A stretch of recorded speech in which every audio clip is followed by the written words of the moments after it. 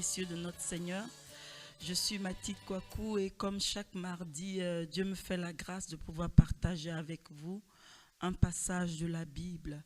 Et donc ce mardi, nous allons parler d'un thème qui est celui du royaume de sacrificateur. Est-ce que quelqu'un peut dire avec moi le royaume de sacrificateur? Amen. La Bible nous parle du peuple de Dieu, le peuple d'Israël. Et la Bible nous dit que le peuple d'Israël va être esclave en Égypte sous la servitude de Pharaon pendant environ 430 ans. Et au bout de ces 4 siècles d'esclavage, Dieu va se révéler à Moïse.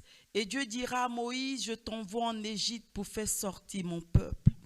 Et donc la mission de Moïse, c'était de faire sortir le peuple d'Égypte et de le conduire dans la terre promise, là où coule le lait et le miel. Et cette terre promise, elle correspond pour nous aujourd'hui dans la nouvelle alliance à la vie en abondance. Et donc Moïse, il avait cette mission-là, la mission de faire sortir le peuple d'Égypte et de le conduire sur cette terre. Et dans le livre d'Exode 3, verset 12, et j'aimerais qu'on puisse le lire ensemble, Exode 3, verset 12, la Bible dit, et c'est Dieu qui parle, Dieu dit, je serai avec toi, et ceci sera pour toi le signe que c'est moi qui t'envoie. Quand tu auras fait sortir d'Égypte le peuple, vous servirez Dieu sur cette montagne. Et un peu plus loin au niveau du verset 18, dans le même chapitre 3 d'Exode, il est marqué, ils écouteront ta voix et tu iras, toi et les anciens d'Israël, auprès du roi d'Égypte, et vous lui direz, l'Éternel, le Dieu des Hébreux nous est apparu, permets-nous de faire 3 journées de marche dans le désert pour offrir des sacrifices à l'Éternel notre Dieu. Bien-aimés, regardez un peu. La mission de Moïse, c'était de faire sortir le peuple d'Égypte, on l'a dit tantôt, de faire sortir le peuple d'Égypte pour le conduire à Canaan, dans la terre promise. Mais dans les 2 versets que nous venons de lire, nous nous rendons compte d'une chose, que sur ce chemin de Canaan, il y avait le service de Dieu. Parce que Dieu va le dire dans le livre d'Exode 3 que nous avons lu, dans le verset 12, quand tu auras fait sortir d'Égypte le peuple, vous servirez Dieu sur cette montagne. Amen. Et plus loin dans le livre d'Exode, au verset 18, c'est marqué qu'il devait dire à Pharaon, permets-nous de faire 3 journées de marche dans le désert pour offrir des sacrifices à l'Éternel notre Dieu. Et donc sur ce chemin de Canaan, il y avait le service de Dieu. Amen. Il y avait le service de Dieu. Et donc, ce qu'on comprend ici, c'est que Dieu fait sortir son peuple d'Égypte pour le servir. Et il devait servir Dieu sur le mont Sinaï, sur cette même montagne où Dieu est apparu à Moïse. Et lorsque, après plusieurs journées de marche, la Bible dit environ 3 mois de marche, ils vont arriver au niveau du mont Sinaï. La Bible dit que Dieu va encore se révéler à eux. Et Dieu va se révéler à eux, le peuple va entendre Dieu parce que Dieu va venir sur cette montagne et Dieu va communiquer au peuple sa loi. Et cette loi, le peuple va la recevoir également sur des tables de pierre. Elle va être imprimée sur des tables de pierre. Et ils vont aussi construire le tabernacle. Ils vont aussi commencer à offrir à Dieu des sacrifices. Et dans le livre d'Exode, dans le chapitre 19, c'est le chapitre qui parle un peu de l'arrivée du peuple de Dieu au niveau du mont Sinaï. C'est marqué au verset 5, du verset 5 au verset 6. Et je lis la parole de Dieu. Et c'est Dieu qui va parler à son peuple au travers de Moïse lorsqu'ils arriveront au mont Sinaï. Et la Bible dit, maintenant, si vous écoutez ma voix et si vous gardez mon alliance, vous m'appartiendrez en tous les peuples, car toute la terre est à moi. Et au verset 6, la Bible dit, vous serez pour moi un royaume de sacrificateurs et une nation sainte. Voici les paroles que tu diras aux enfants d'Israël. Amen. Voici les paroles que tu diras aux enfants d'Israël. Vous serez pour moi un royaume de sacrificateurs et une nation sainte. Mais bien-aimés, regardez. Moïse devait faire sortir le peuple d'Égypte pour le conduire dans la terre promise. Et comme nous l'avons vu, sur ce chemin de la terre promise, il y avait le service de Dieu. Et là, dans ce que nous venons de lire, ce que nous comprenons, la Bible nous dit que le peuple que Moïse devait faire entrer dans la terre promise, la Bible dit, c'était un royaume de sacrificateurs. Amen. Est-ce que quelqu'un peut dire avec moi un royaume de sacrificateurs? La mission de Moïse, en fait, elle revenait à faire du peuple d'Israël un royaume de sacrificateurs.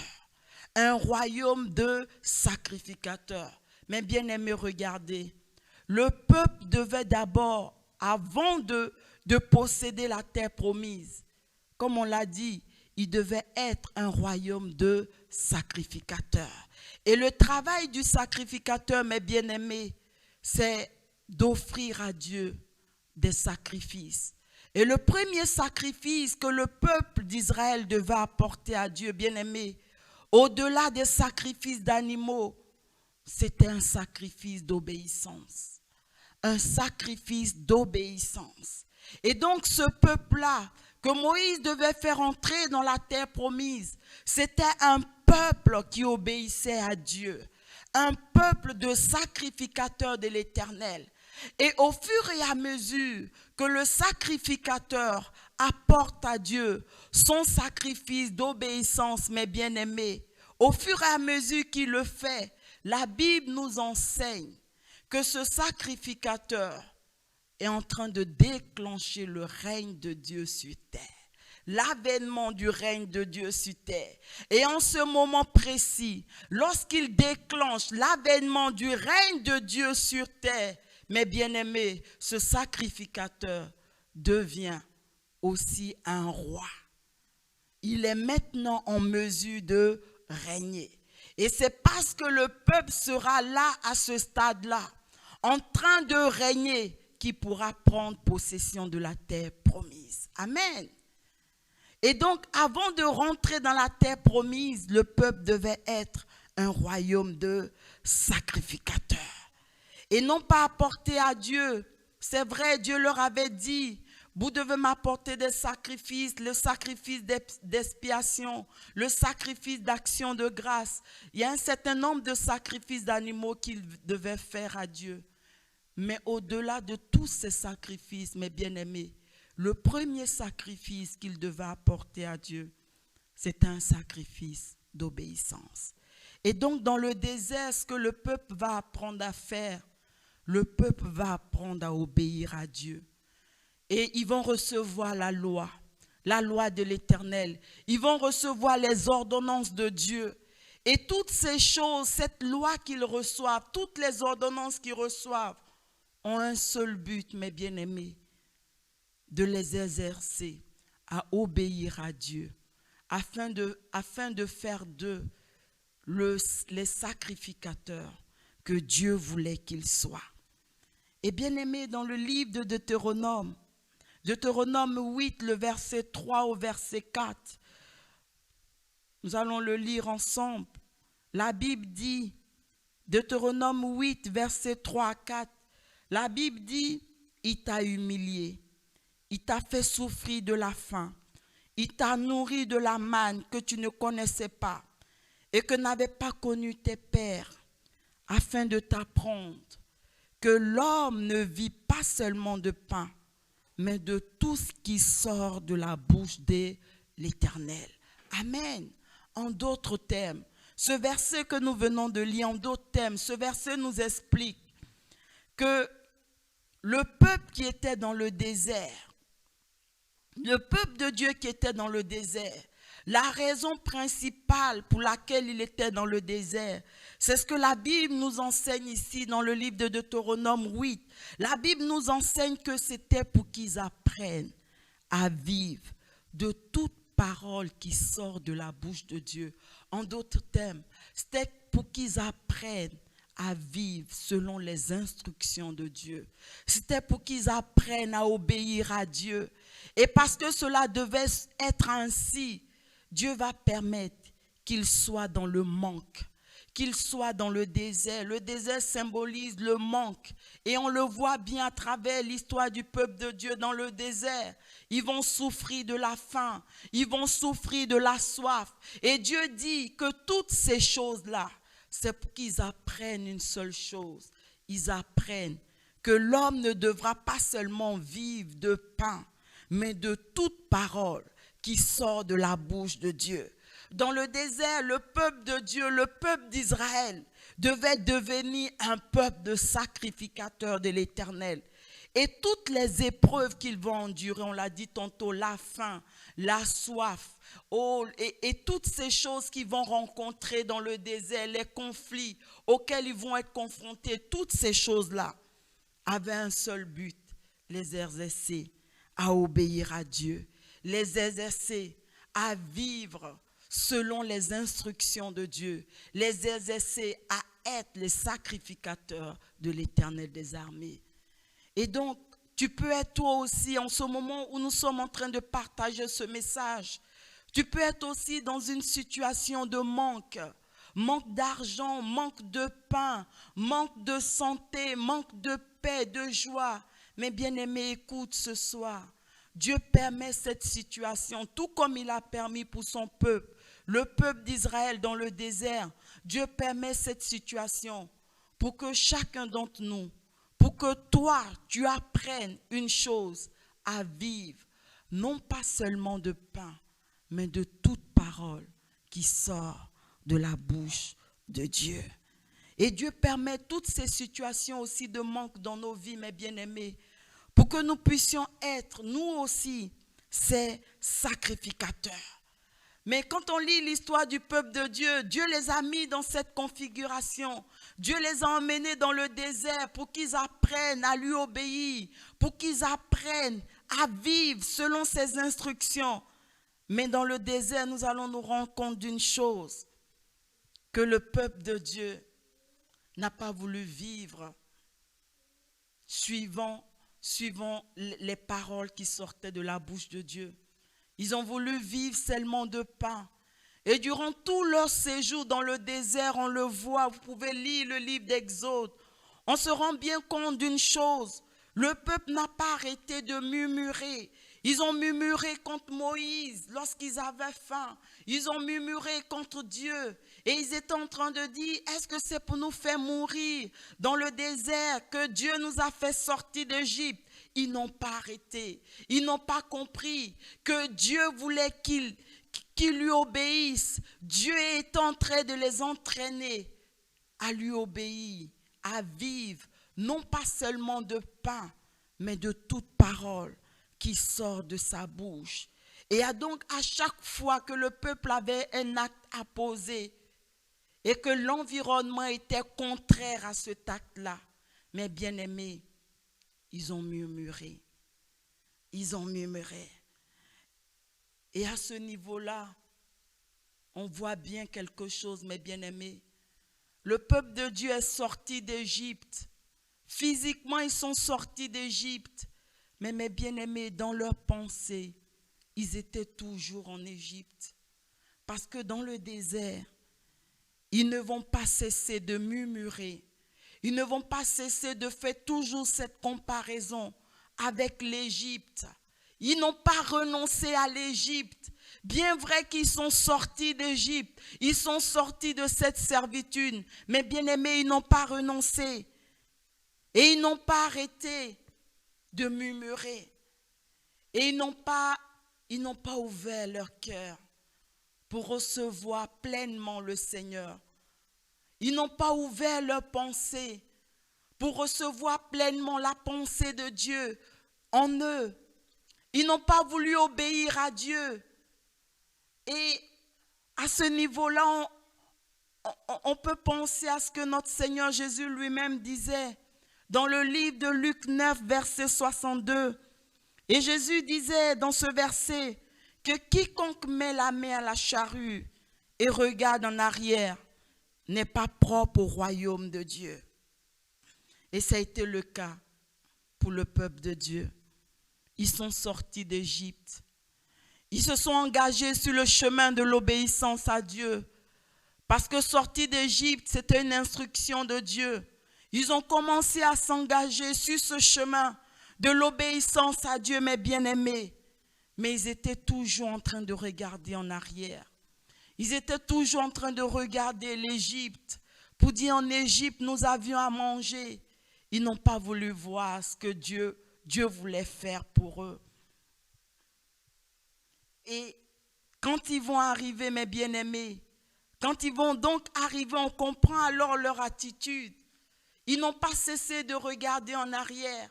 Et donc quand ils vont arriver là, à la frontière, à l'entrée de la terre promise, la Bible dit que Moïse va leur demander d'envoyer des espions dans cette terre promise. Et donc chaque tribu d'Israël avait un espion. Et les espions sont allés pour explorer le pays, pour voir comment est-ce qu'était le pays avant qu'ils ne prennent possession. Et quand ils sont venus et qu'ils ont fait leur rapport, mes bien-aimés, le peuple n'a pas voulu. Les espions eux-mêmes n'ont pas voulu s'engager, n'ont pas voulu aller prendre possession de la terre promise. Et tout le peuple avec eux plutôt. Parce que mes bien-aimés, ils n'ont pas voulu. Ils n'ont pas voulu vivre selon la parole qui sort de la bouche de Dieu. Mais ils ont voulu vivre que de pain. Le pain ici, ce n'est pas seulement le pain physique, mais c'est aussi cette certitude physique. Oh, parce que quand ils sont allés, la terre promise, ils ont bien dit, les espions, elle était habitée par des géants.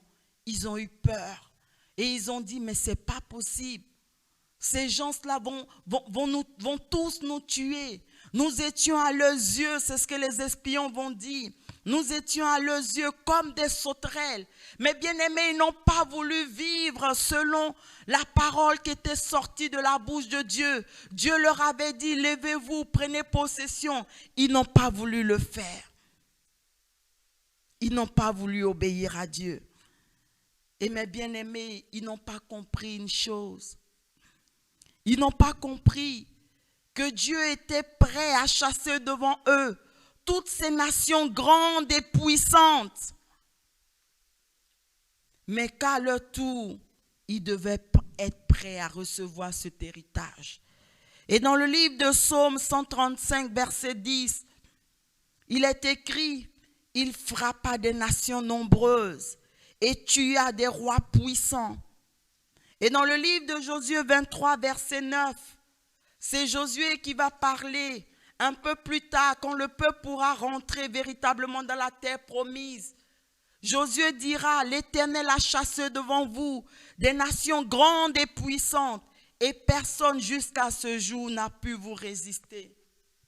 Bien-aimés, Dieu était prêt à chasser devant son peuple toutes ces nations grandes et puissantes, tous ces rois grands et forts.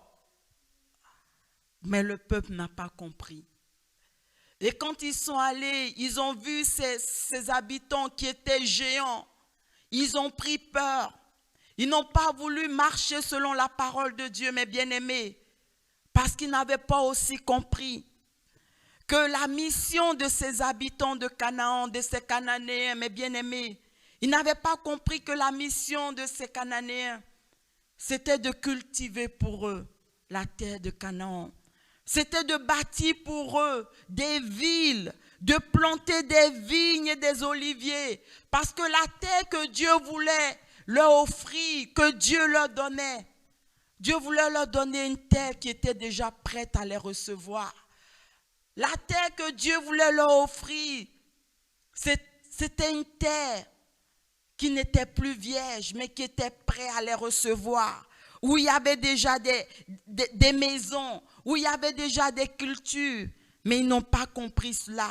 Et dans Josué 24, verset 13, c'est Josué qui parle et il dit, en parlant de Dieu, je vous donnerai un pays que vous n'aviez point cultivées, des villes que vous n'aviez point bâties et que vous habitez, des vignes et des oliviers que vous n'aviez point plantées et qui vous servent de nourriture.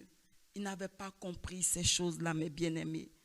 Et donc on se rend compte d'une chose. Quand ils arrivent à l'entrée de la terre promise, mes bien-aimés, le peuple d'Israël, Dieu était prêt à les bénir. Dieu était prêt à chasser tous ses habitants devant eux, toutes ces nations grandes et puissantes. La terre elle-même de Canaan était prête à les recevoir. Mais le peuple d'Israël n'était pas prêt à rentrer en possession de leur héritage. Ils n'étaient pas prêts parce qu'ils n'ont pas voulu être, mes bien-aimés, les sacrificateurs que Dieu voulait qu'ils soient. Ils n'ont pas voulu apporter à Dieu un sacrifice d'obéissance. Ils n'ont pas voulu vivre selon la parole de Dieu. Ils n'ont pas voulu vivre selon les instructions de Dieu. Ils n'ont pas voulu obéir à Dieu. Et comme on l'a dit au début du message, mes bien-aimés, parce qu'ils n'ont pas voulu être les sacrificateurs que Dieu voulait qu'ils soient, les sacrificateurs qui déclenchent l'avènement du règne de Dieu sur terre, mes bien-aimés, ils n'étaient pas en mesure effectivement de prendre possession de Canaan. Ils n'étaient pas en mesure d'entrer dans Canaan. Et vous savez, ils vont s'arrêter là, à l'entrée de la terre promise. Et ils vont retourner dans le désert. Et la Bible dit, mes bien-aimés, qu'ils vont mourir dans le désert. Eux qui avaient reçu cette promesse de Dieu. Eux qui avaient vu Dieu puissamment à l'œuvre. En Égypte d'abord. Et devant la mer Rouge. Ils vont tous mourir dans le désert. Mais regardez quelque chose, mes bien-aimés. Ils vont affronter ensemble, mes bien-aimés. En Égypte, ils seront ensemble face à Pharaon. Ils vont affronter ensemble Pharaon. Ils vont traverser ensemble la mer Rouge à pied sec. Et ils vont séjourner ensemble dans le désert. Mes bien-aimés, mais regardez, leur entrée dans la terre promise. L'entrée dans la terre promise. L'entrée à Canaan. L'entrée dans la vie abondante pour nous aujourd'hui. Elle était individuelle. Elle était conditionnée par l'obéissance de chacun d'entre eux aux instructions de Dieu. L'entrée dans la terre promise, elle était conditionnée par le fait qu'ils puissent vivre selon la parole de Dieu. Et donc on le voit bien. La Bible dit de tous ceux qui sont sortis dans le désert, de l'Égypte plutôt, seuls Josué et Caleb vont réellement, plus tard, rentrer dans la terre promise. Parce qu'ils vont offrir à Dieu un sacrifice d'obéissance. Parce qu'ils vont être les sacrificateurs que Dieu voulait qu'ils soient. Et Josué et Caleb, ils pourront eux rentrer dans la terre promise. Et tout le reste du peuple va mourir dans le désert avec cette grande promesse que Dieu leur a faite, qu'il allait leur donner une terre plutôt où coule le lait et le miel. Et mes bien-aimés, toute cette histoire aujourd'hui, elle nous permet nous aussi de comprendre quelque chose dans la nouvelle alliance. Bien-aimés, aujourd'hui, ce n'est plus Moïse. Aujourd'hui, dans la nouvelle alliance, ce n'est plus Moïse que Dieu a envoyé. Mais c'est Dieu lui-même, en la personne de son Fils Jésus, qui est descendu pour nous faire sortir de la servitude, pour nous faire sortir de l'Égypte et pour nous faire entrer dans cette vie abondante. Cette vie abondante de paix, abondance de joie, abondance de prospérité, abondance de bénédiction. Mais regardez mes bien-aimés, tout comme au temps de Moïse, le principe reste le même. Pour que toi et moi, bien-aimés, pour que nous puissions entrer nous aussi dans cette vie abondante que Jésus est venu nous donner, la Bible dit que tout comme le peuple de Dieu, nous devons être des sacrificateurs accomplis. Nous devons être des personnes qui servent Dieu, des personnes qui obéissent à Dieu, des personnes qui apportent chaque jour à Dieu un sacrifice d'obéissance, des personnes qui chaque jour sont en train de dire, Seigneur, non pas ma volonté, non pas ce que je désire, Seigneur, non pas ce que je veux, Seigneur, non pas ce que je ressens, Seigneur, mais ce que tu veux, Seigneur, mais ce que tu ressens, Seigneur. Oh, ça peut être difficile, mes bien-aimés, mais nous devons le faire.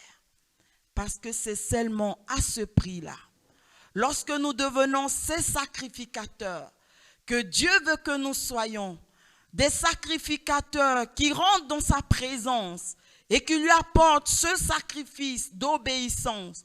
En ce moment-là, mes bien-aimés, la Bible dit que nous devenons des rois, des reines. Ce n'est qu'en ce moment que nous sommes en mesure de régner. Régner sur la maladie, régner sur la mort, régner sur la pauvreté, régner sur toute forme d'oppression satanique, démoniaque. Ce n'est qu'à ce moment, lorsque nous sommes des sacrificateurs de l'Éternel. Amen. Et dans son amour, dans sa grâce, regardons un peu ce que Dieu va faire pour nous. Dans le livre d'Apocalypse 5, verset 10, et je lis la parole de Dieu, c'est écrit, « Tu as fait d'eux un royaume et des sacrificateurs pour notre Dieu, et ils régneront sur terre. » Amen. Tu as fait d'eux un royaume et des sacrificateurs pour Dieu, et ils régneront sur terre. Bien-aimé, est-ce que tu règnes sur terre? Est-ce que là où tu es, tu règnes sur terre? Écoute, la Bible dit dans le livre d'Apocalypse, dans le verset que nous venons de lire, que Dieu a fait de toi, Dieu a fait de moi des sacrificateurs, des rois et des reines pour régner sur terre. Mais bien-aimés, comme on l'a dit, pour entrer dans cette vie abondante, nous devons être des sacrificateurs. Regardons maintenant ce qui va se passer lors du sacrifice de Jésus à la croix. Les évangiles, relatent qu'à la mort de Jésus, le voile dans le temple va se déchirer, mes bien-aimés. Et dans le temple, en fait, le voile sépare le lieu très saint du lieu saint. Et le lieu très saint, en fait, c'était le lieu de rencontre du souverain sacrificateur avec Dieu. C'est seulement dans le lieu très saint que Dieu venait rencontrer le sacrificateur, rencontrer Moïse, rencontrer aussi Aaron. Et la Bible dit que le jour à la mort de Jésus, la Bible dit que le voile dans ce temple-là s'est déchiré. Bien-aimé, écoute, Jésus a fait de nous un sacrificateur. Et aujourd'hui, chacun d'entre nous, nous pouvons entrer dans le lieu très saint pour rencontrer Dieu, pour lui parler. Et dans ce lieu très saint, nous apportons à Dieu notre sacrifice d'obéissance. Donc, mes bien-aimés, regardez, Jésus a fait de nous d'abord des sacrificateurs. Parce que la Bible dit c'est à sa mort, quand il a expié, que nous sommes devenus des sacrificateurs. Dans le livre de Matthieu 27, verset 51, je lis la parole de Dieu. Et voici, le voile du temple se déchira en deux. Depuis le haut jusqu'en bas, la terre trembla. Les rochers se fondirent. Et en ce moment précis, mes bien-aimés, nous sommes devenus des sacrificateurs. Et plus tard, quand Jésus va ressusciter d'entre les morts, la Bible dit, Paul le dit dans le livre d'Éphésiens 2, que Jésus n'est pas ressuscité seul. Il est ressuscité avec chacun d'entre nous. Et on l'a vu la dernière fois dans le livre de Genèse avec l'histoire de Joseph. Quand Jésus est ressuscité avec chacun d'entre nous, Dieu le Père a dit qu'il soit appelé de mon nom. Et donc à la résurrection de Jésus, mes bien-aimés, nous sommes devenus des héritiers de Dieu. Nous aussi, nous sommes devenus des rois. Des rois. Et donc Jésus a fait de nous d'abord des sacrificateurs, ensuite des rois. Mes bien-aimés, mais pour manifester notre royaume sur terre, c'est ça que nous l'avons dit, nous devons nous aussi nous atteler à être véritablement des sacrificateurs. Nous devons être ces sacrificateurs qui obéissent à Dieu, qui lui apportent un sacrifice d'obéissance. Et la Bible nous relate l'histoire de David. Et David, il va recevoir l'onction royale de Dieu pour régner sur Israël. Et la Bible dit à partir de ce moment, devant Dieu, c'était lui le roi d'Israël. Mais dans la réalité physique, c'était Saül. Et à un moment donné, Saül va se mettre à poursuivre David parce qu'il va comprendre que c'est David qui était appelé à régner sur Israël. Et la Bible nous parle comme ça dans le livre de 1 Samuel 21, 4 à 6. On n'aura pas le temps de le lire. Mais la Bible nous relate qu'une fois David, dans sa fuite face à Saül, il va arriver dans un temple et il va demander au sacrificateur de lui donner à manger. Et le sacrificateur lui dira, je n'ai plus rien. Il me reste que du pain de proposition, du pain qui est consacré, qui était destiné seulement au sacrificateur. Mais ce jour-là, le sacrificateur va donner ses pains à David. David va les manger. Mais bien aimé, cela va se passer ainsi parce que le roi que David devait être, ou alors, en d'autres termes, avant de régner, pour pouvoir régner, David devait d'abord être un sacrificateur. Et dans ce passage de 1 Samuel 21, 4 à 6, où David mange les pains consacrés et il n'a pas de sentence de l'Éternel Dieu, mais bien aimé, ça nous fait référence au fait que le roi que Dieu voulait qu'il soit, lui, David, ce n'était pas qu'un simple roi, mais Dieu voulait qu'il soit aussi un sacrificateur. Et on le comprend bien. Pour pouvoir régner, on l'a vu depuis le début, il faut que nous soyons sacrificateurs de l'Éternel. Et ça va être le cas pour David. Et la Bible va dire, la Bible explique que pendant près de 10 ans, David va s'atteler à servir Dieu. Il va s'atteler à être le sacrificateur que Dieu voulait qu'il soit. Et parce qu'il sera ce sacrificateur que Dieu voulait qu'il soit, parce qu'il sera ce sacrificateur accompli que Dieu voulait qu'il soit, mes bien-aimés, la Bible dit, il va déclencher le règne de Dieu sur terre. Et lui-même, il sera alors en mesure de régner. Et donc devant Dieu, toi et moi, nous sommes nous aussi des sacrificateurs de l'Éternel. Nous aussi, Dieu nous appelle à régner. Dieu nous appelle à régner sur terre, mes bien-aimés. Mais nous devons être ces sacrificateurs-là. Nous devons être ces sacrificateurs-là. Et pour beaucoup d'entre nous, mes bien-aimés, nous sommes sortis d'Égypte. En tant que chrétiens, la sortie d'Égypte, c'est symbolisé par notre ancienne vie. Nous sommes sortis d'Égypte. Nous avons laissé derrière nous notre ancienne vie. Nous avons traversé la mer Rouge. Nous nous sommes donc fait, qui symbolise en quelque sorte notre baptême. Et nous sommes en route vers la terre promise, vers la vie abondante en Christ. Mais bien aimés, comme on l'a dit depuis le début, pour entrer dans cette terre promise, pour entrer dans cette vie abondante, nous devons être des sacrificateurs de l'Éternel. Et à un moment donné, tout comme le peuple dans le désert, Dieu va leur apparaître pour leur dire ce qu'il attend d'eux. Et je pense qu'à chacun d'entre nous, Dieu nous a déjà fait comprendre plus ou moins ce qu'il attendait de nous. Il nous a certainement parlé directement, ou alors il est passé par une autre personne pour nous le dire, pour nous communiquer ses instructions. Mais pour être, mes bien-aimés, cette personne que Dieu veut que nous soyons, mes bien-aimés, nous devons lui obéir.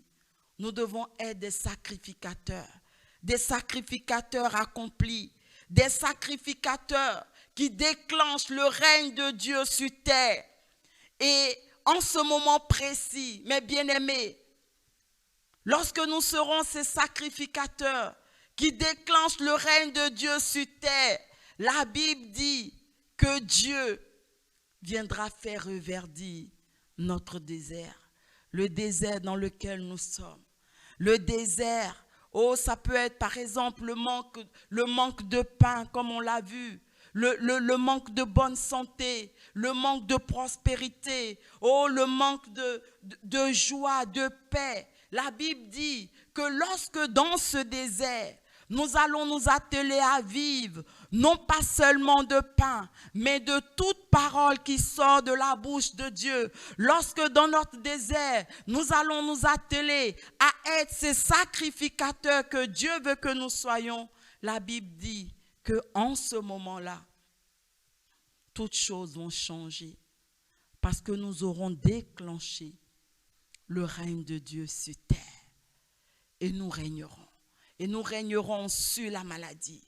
Nous régnerons sur toutes nos difficultés parce que nous serons devenus des rois. Parce que nous serons devenus des reines, des rois et des reines. Amen. Merci Seigneur Jésus. Et j'aimerais vous lire pour terminer le livre de Philippiens 4, le verset 11 au verset 13. Et c'est Paul qui parle. Et Paul dit, car j'ai appris à être content de l'état où je me trouve. Je sais vivre dans l'humiliation et je sais vivre dans l'abondance. En tout et partout, j'ai appris à être rassasié et à avoir faim, à être dans l'abondance et à être dans la disette. Je puis tout par celui qui me fortifie. Paul avait compris ce que nous avons dit tantôt. Paul avait compris que même dans le désert, il devait continuer à servir Dieu. Paul avait compris que aussi bien dans l'abondance, il devait servir Dieu. Dans l'abondance, dans la disette, dans l'humiliation, il devait servir Dieu. Parce qu'en fait, la principale mission que Dieu nous assigne, mes bien-aimés, c'est d'être ses sacrificateurs. Et lorsque nous aurons réussi cette tâche, mes bien-aimés, tout le reste suivra. Lorsque nous serons ces sacrificateurs, la bénédiction de Dieu sera avec nous. Le règne de Dieu sera avec nous. Et toutes ces choses-là deviendront possibles. Et Paul pouvait dire, je puis tout par celui qui me fortifie. Et il reconnaît, Paul, que c'est seulement Dieu qui peut l'aider à être ce sacrificateur. Et je pense que nous aussi, c'est seulement Dieu qui peut nous aider à être ces sacrificateurs qu'il veut que nous soyons. C'est seulement Dieu qui peut nous aider à être ces personnes qui nous appellent à être. Et donc, mes bien-aimés, si vous le voulez bien, nous allons prier.